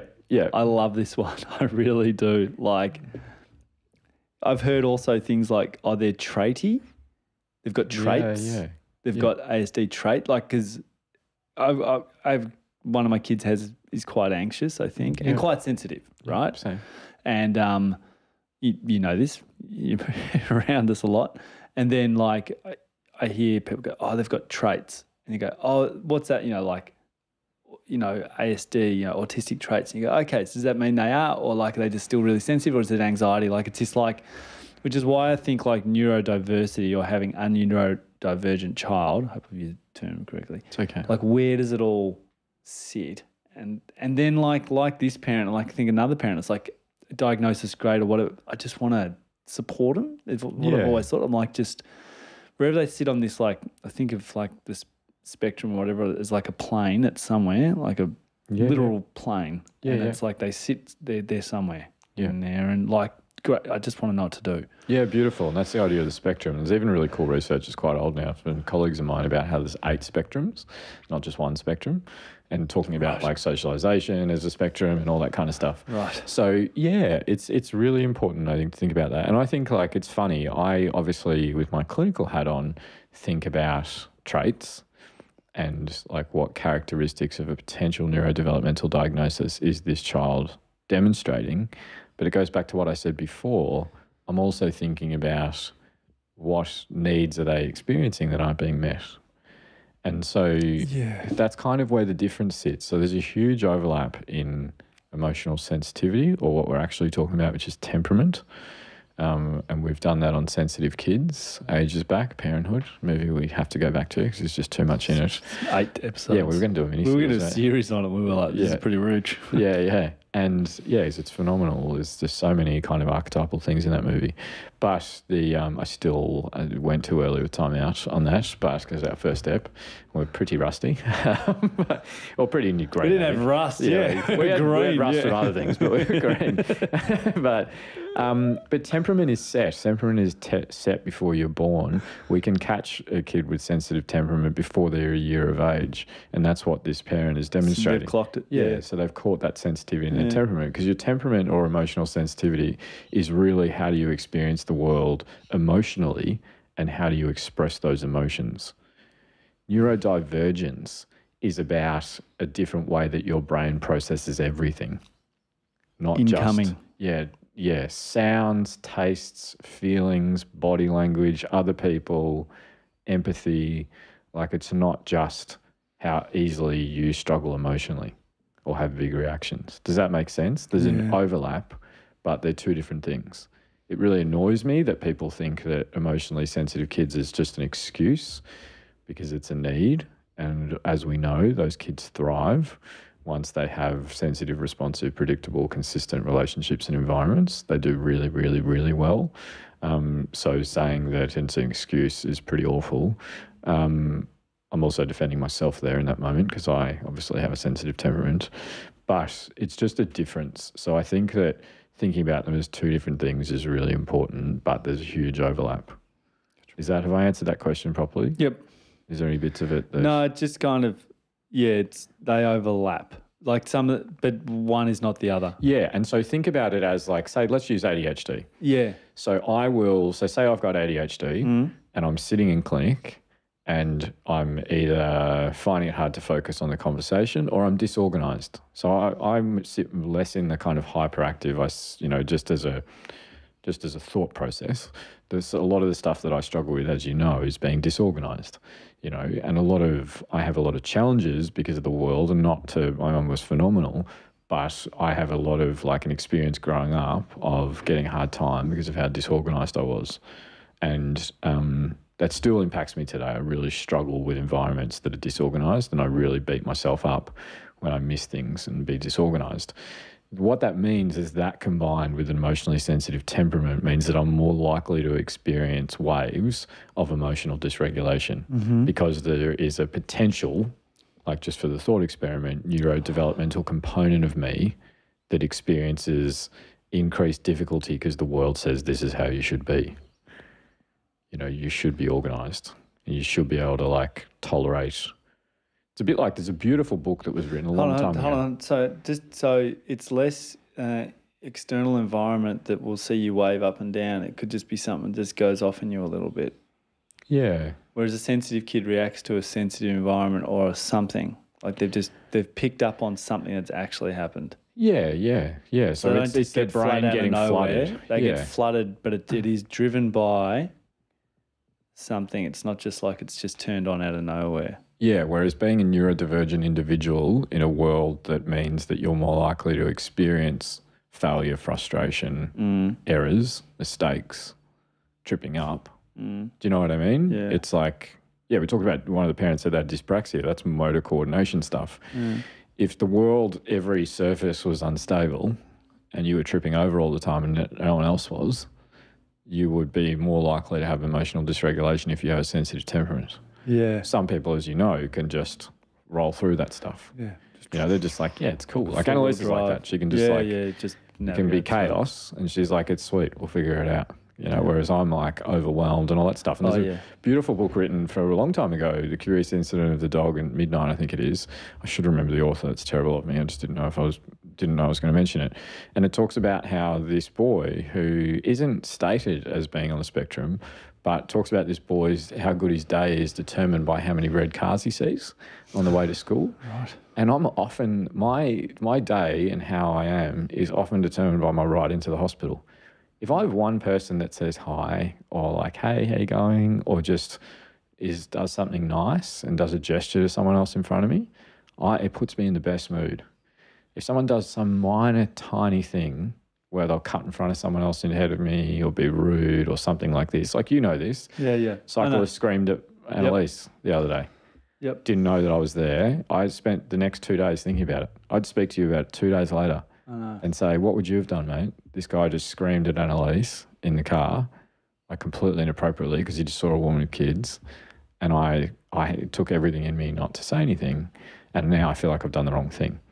So do you know what I mean? That sensitive temperament means that, but also combined with the sensitivity around the world and the experience that I have. And that's the interesting thing with empathy, is that neurodivergent people often get overwhelmed by empathy. They experience it in a different way. They often have a better understanding to read a room, for example, how everyone's going in terms of from a compassionate perspective, whereas someone else might just cruise in there and be like, yeah, sweet, I didn't even notice that person over in the corner that was really struggling. So then it impacts them. Yep. It's a long answer. I hope that makes sense. No, it makes sense. I find it, I've got to get my head around. I have to re-listen to that just to soak it in. Yeah. A little bit. Do you know what I mean? Yeah, but it helps if you do think there's a component of neurodivergence there, it helps to think about how do I help reduce that environmental burden that kid is experiencing so that their sensitive temperament experiences less dysregulation. Yep. And less triggers. Yep. Makes sense. Cool. Does. Okay. Last long. Just wanted to say thank you for your amazing podcast and all the phenomenal work that you do. I'm a new mum and have found PCP so helpful and entertaining while navigating this beautiful and at times challenging phase of my life. Your most recent episode on neurodiversity really struck a chord for me. I'm a health professional, and while I'm studying, I worked as a disability support worker. In that time, I had the privilege of working with a beautiful kid on the autism spectrum who also had an intellectual disability. During my shifts, we would go on after-school adventures around the city and have so much fun. What an amazing job, eh? This kid, who is now a young adult and no longer a client, but a dear friend, is kind, loving, cheeky, and such a joy to be around. However, most people don't understand him because he has limited verbal communication, needs some extra support, and can look different when he stims. I'm often frustrated and hurt by the way people treat my friend. This is most often strangers staring or moving away from him in public. Sometimes well-intentioned friends or family say that I'm so kind and to still hanging out with him even though I'm no longer his support worker. I wish people could see him how I do and consider how upsetting these actions and the beliefs underpinning their comments are. Can you imagine how his parents might feel if they heard them? My friend deserves to be celebrated like any other young person and have opportunities to connect with others and pursue his interests. Sorry for the long-winded story. My question is, what are your tips for how to encourage other people to develop empathy and understanding of neurodiversity so they can celebrate people like my friend? Thank you for all that you do. It's amazing, isn't it? Wonderful.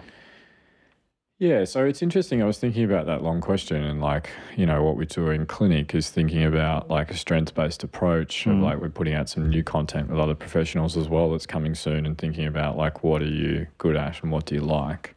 I think the risk of like that strengths-based approach with neurodivergent individuals is that look at all the things they're good at. That's the Rain Man bit about like this is what they're exceptional at. Let's just focus on that. But I think the other half of that is really helpful. What do they like? And thinking about what are the things they enjoy? Where is their overlap? You go right back to our friendship episodes. I've never been complimented on how good that pairing was with Dumb and Dumber. But I think it's a beautiful episode. It's a beautiful movie about the journey of friendship. It is. But we built all the evidence through that around shared interests. Remember that? We talked about it with siblings as well. Shared interests. So what are their interests? Where do they overlap with other people? And that can be a real beautiful bridge to be like understanding and connecting with someone is shared interests, shared preferences, things like that.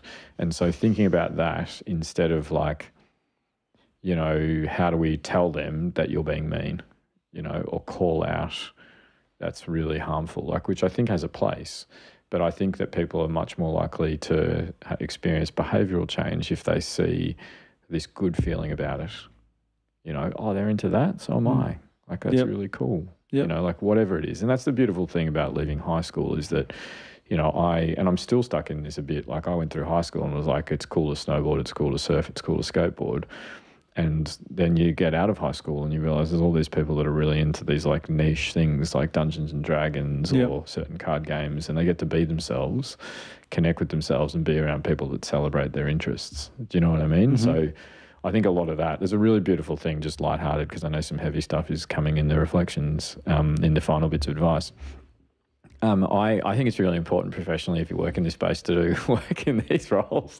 I don't think I've ever told you this story, but there's a funny experience that I had. I used to be an orderly in hospitals for 4 years during med school every weekend. And one of the things that I used to have to do is prepare, like it was kind of like cleaner, move beds around, all this stuff. Really valuable experience. I got a lot out of it, maybe not as much as childcare.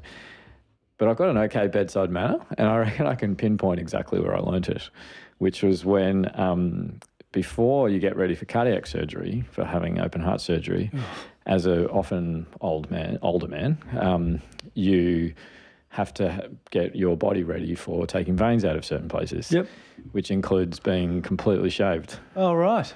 While lying there naked. And I would be the person that for 45 minutes would shave naked men. My God. So, you get really good at being comfortable with like stuff.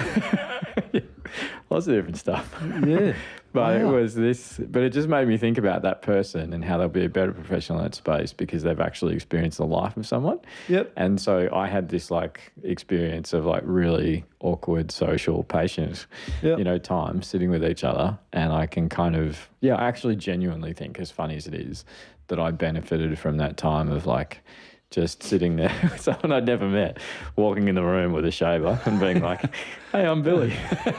Probably, I'm sure. I wonder if they were hoping that it wasn't me. but yeah, it's just an interesting thing about like, just to end on a lighthearted bit, about getting to know the people that we care for professionally outside of that space is, I think, a really important thing that can enrich our opportunity to do it better. So that's why the volunteering and all that stuff is really powerful. Yep, definitely. All right, Billy, let's wrap it up with some advice from our listeners. I think we've got 4 today to read through. Is that right? Yes, and I'll go first. I'll kick it off. Okay, go for it. Yes. Okay. Dear Nick and Billy, I'm a freshly minted general psychologist in a beautiful city of Brisbane that works with neurodivergent kin of all ages. Shout out to Brisbane. It's amazing. I lived there 4 years. Beautiful city.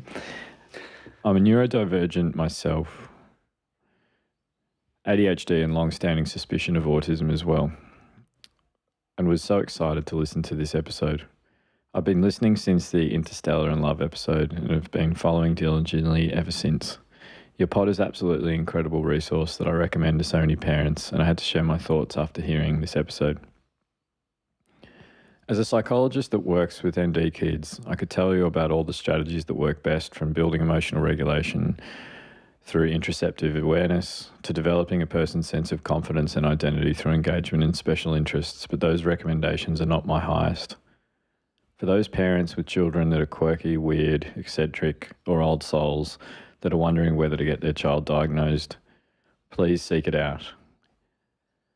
All too often I see parents shy away from the labels of ADHD and autism out of fear for societal backlash and genuine concern that their children will be ostracised.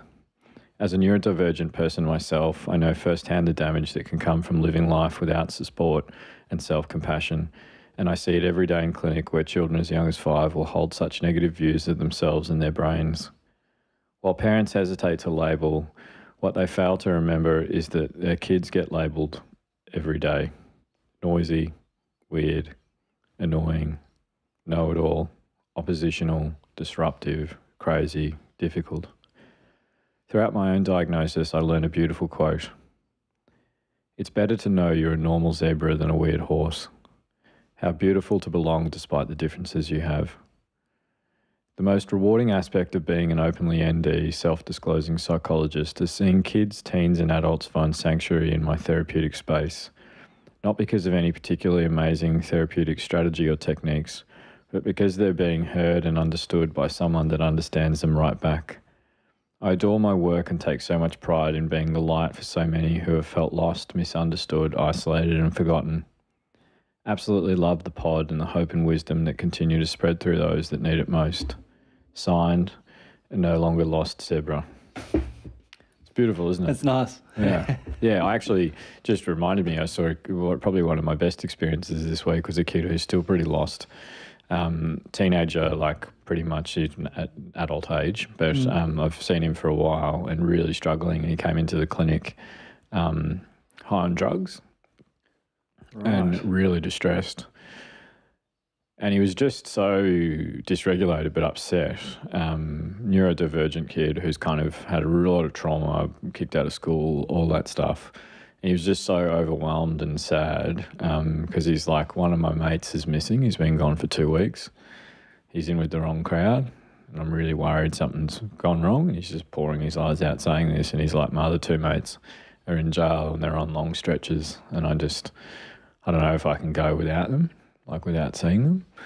And he was just like bawling his eyes out in the room, and just this like, just beautiful soul, like that old soul kind of thing. And he's just so lost because he's kind of been just left out for so long. And it's kind of goes back to that bit that I was talking about all these kids have such poor experiences that they are more likely to experience incarceration, criminal activity and all that stuff. And it was really cool. It made me think about that Long and that person that's just sent that reflection in about like, how do we make all of our spaces therapeutic for people and all of our relationships? And that was kind of one of the highlights of my week, was just being able to sit there and say, you know, I'm so sorry you're experiencing this. You don't deserve it. And let's find a way through it. It was really beautiful because it also made me think of John Coffey, because he's moved and he's like, it's way better where I am, because he's like, there isn't as much noise. I can actually hear myself think. And like that idea of like the sensory overwhelm that he's experiencing every single day, that's reducing his capacity and making him, he has a sensitive temperament, making him more likely to experience that dysregulation. And just a beautiful kid that I have the privilege of getting to know. And he's stuck developmentally in some aspects because he just missed windows of opportunity to gain certain skill sets. So we just go back to them and help him gain them. Anyway, yeah, one of the highlights of my week. Sharing space with that kid. 2. Thanks for once again bringing discussion, learning and guidance to the world. I will do my very best to keep this reflection as tight as possible, but no promises. I'm a mum of 2 amazing neurodivergent teenagers. My story will not be unique. My oldest was never easy, but hit the toddler tantrums with all the might and never came out. We were beautifully supported by the MCH nurse, a maternal child health nurse, and parent support network, and did everything we were told to do, but nothing helped. We got more and more distressed and spent most of the time in full threat response, leading to hours and hours of daily extreme violence. We were told to set more boundaries, so we did. We were told to stay firm, so we did. We were told to hold him down, so we did. It took until he was nearly 6 to find out that he was autistic with ADHD. Looking back now, I don't know how we missed it, but once again, we found more professionals and did what we were told. We had a beautiful, passionate play, and they did what they thought. Beautiful, passionate school. Oh, sorry. We had a beautiful, passionate school. And they did what they thought was the way to deal with autism. It still didn't work. As things progressed, life became more unsafe for us all, especially our youngest. I was convinced we were going to end up in a coroner's court from my oldest accidentally killing our youngest. I recorded every phone call, every name, every email to show I did everything I could to keep my children alive. Fast forward to the good bit, we found the right team and we found the right understanding. We now understand both our children are autistic with PDA profile, have ADHD and lots of anxiety. It is not the label, but how they work that has helped. We know both my husband and I are also neurodivergent. We moved to the country on land and as a family live across 2 houses. We homeschool, we prioritise development over a school expectation, and we found the right fit of professionals. We prioritise doing what we need, not what society wants us to do. And my goodness, have we been told over and over again what we should be doing. So here is my points. Prioritise what your kid needs before all else. When my kids were suicidal, we didn't care if they could ride a bike. That came later. Design the life that works for you. In truth, you may lose people, but there is grief with that. But you may also find a world of people who are like you. Focus on the wins. We would write down a win each day for a long time to attempt to keep hope. Some days it was just that we made it through without a death.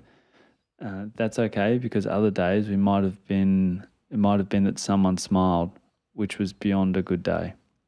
Give yourself a break. As Billy said, often we are very sensitive as neurodivergent people. We may need to rest and take time to do things that give us peace. This is not a luxury, it's a necessity. I wish I had learnt this last point earlier before I hit burnout myself. We still have a way to go, but when I think about the past, I'm amazed we survived. But we did, and even though we are continuously faced with the bigger, exhausting hurdles, we will still survive. Trust yourself and trust your kids. You know them best. And for the friends, family and teachers, I beg you please listen to us and assume we are doing what is possible. No one wants to consistently disappoint anyone, but if you embrace our kids like several family and friends have for us, they will show you magic. Beautiful bit to end on as well, just like an amazing parent. All right, 2 to go. We end on a high. I one got you closing it out on a beautiful example of being inclusive. Dear Dr. Billy and DP Nick, developing parent. So many people relate to that.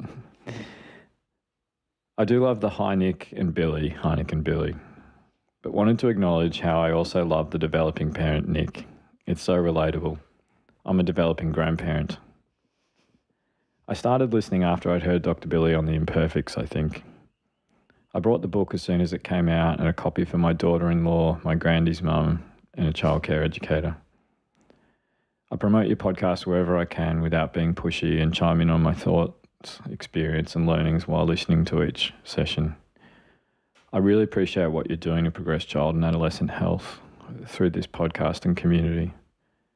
I've learned a lot and really intently listened so I could be a better granny, but now I'm learning to be a better partner, a better parent, and a kinder parent to myself even. This episode was particularly interesting as we're a family full of neurodiversity, and I have kids and nieces and nephews and parents and siblings with neurodiversity, including myself, I'd say. And this conversation really made sense of some aspects. What made me decide to write in was a tragedy that hit home this week when we learned one of our friend's eldest children had taken their life this week. A young adult just starting, with their parents' help, on the journey to unravel the mystery of themselves that involved neurodiversity. It's terribly sad that this pathway and the lives of so many is so painful that self-harm and suicide becomes the only viable outlet they can see. It highlights to me how easily this could be one of my children, both neurodivergent adults and both who experience supreme social anxiety and many challenges and symptoms associated with neurodivergent brains. If we can get more people understanding how to communicate with and understand neurodivergent humans, hopefully we can make progress in accommodating everybody in this weird world we live in without the pain associated with feeling different and being told to just try harder, be better, be normal, whatever that looks like. My Winslow today. I took my granny to swimming, and I always do as we checked in. It was advised that the regular teacher was away. Cue, uh-oh. We proceeded to go into the pool, and instead of what I would have thought was right and done merely months ago, I tried a different approach. When my grandchild said I'm nervous about a new teacher, I didn't say it's okay. I said I understand. You miss your usual teacher. We can wait here and meet the new teacher, and you don't have to do anything you don't feel comfortable with. I'm right here. I reinforced this message, and when the time came we held hands.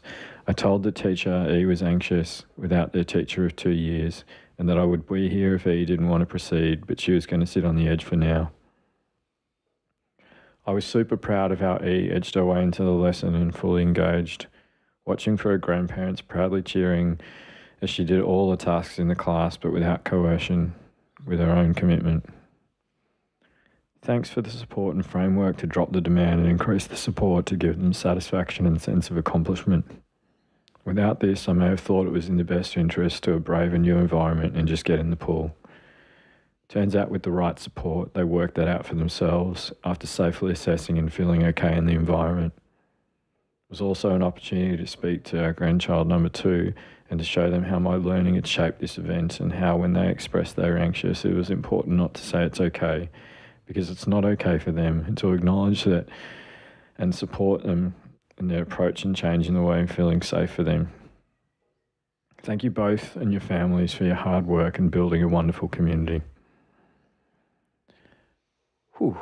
Okay, you can do the last one, mate. I almost ended on that, but I thought I might chance it up a bit while I not something. But yeah, how amazing. Yeah, amazing. Grandma, amazing. Yeah, we've got a whole bunch of grandparents that listen, which is really cool. So good. Hey, last one, Billy.